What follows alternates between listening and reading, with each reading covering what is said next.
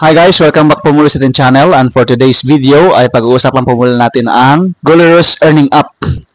At sikat na sikat po ito ngayon sa Facebook at marami pong mga kumikita rito. But before that one, ay huwag po ninyong kalimutang mag-subscribe sa ating pong channel, mag-like at hit nyo na rin po ang notification bell para lahat ng ating pong future video ay atin pong mapapanood. Lalo't higit ang mga updates po natin sa mga earning apps sa internet. So ngayon pong umaga, hapon na pala, ngayong araw ay mapopromote po ako ng atin pong wireless microphone. Ang pangalan po ay K9. K9. So hindi po ito sponsored ng K9, pero gusto ko pong i-promote sa inyo kung kayo po ay mga beginners sa vlogging, ay pwede po itong gamitin para ma-enhance po ang ating pong audio ng ating pong mga video. So ngayon po ay meron po tayong electric fan sapagkat napakainit po ng panahon.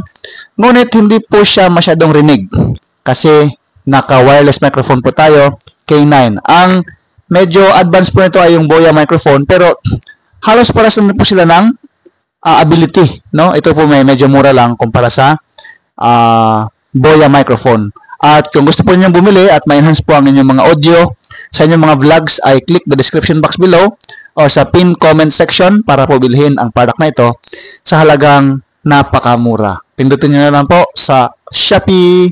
Ayan po. At itatry po natin kung gaano po siya ka-advantage kung meron po tayong wireless microphone. At kakabit ko na ito dito sa aking pong liig kasi mag-usapan rin mamaya yung Golerous eh. So may electric fan po tayo dito, ayan, no? Electric fan. Lakas-lakas po niyan, pero rinig pa rin po yung ating pong boses, no? Rinig pa rin po yung ating boses at maliwanag din po yung ating pong boses. Tanggalin ko po yung connection po sa akin pong cellphone para po mapatunayan natin kung gaano po ka-advantage yung atin pong wireless microphone. Alright, tanggalin na po natin to. So ito po yun. See the difference po ng may microphone kanina at ngayon wala po. Kailangan ko pa pong sumigaw para marinig po ninyo sa akin pong cellphone. So, ito po nakakatulong po sa bawat isa sa atin, sa lahat ng mga nagpo-vlogs, nagre-reels at lahat na nagbi-video sa inyo pong channel or sa inyo pong pag-aaral. Mga estudyante, pwede kayong bumili nito, napakamura po. Click the description box below.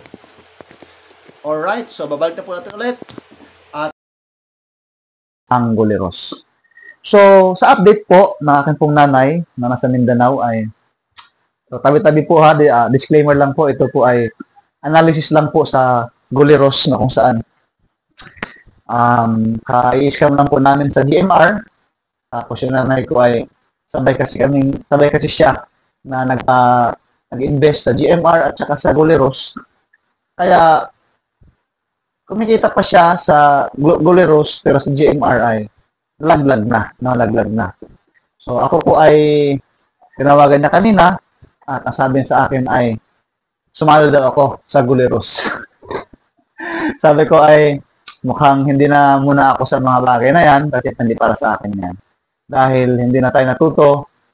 Simula pa noon, hindi pa uso ang internet, ay meron na po tayong mga karanasan na it's too good to be true. Yung LDM Bank noon, na magbibigay ka ng 100, ay bibigyan ka ng 34 pesos sa isang buwan. Ay napakalaki po noon, 34% per month.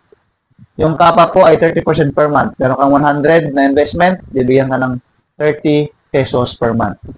Hanggang sa nauso po ngayon yung natawag na earning app na kung saan kumikita siya ng more than 50% per month.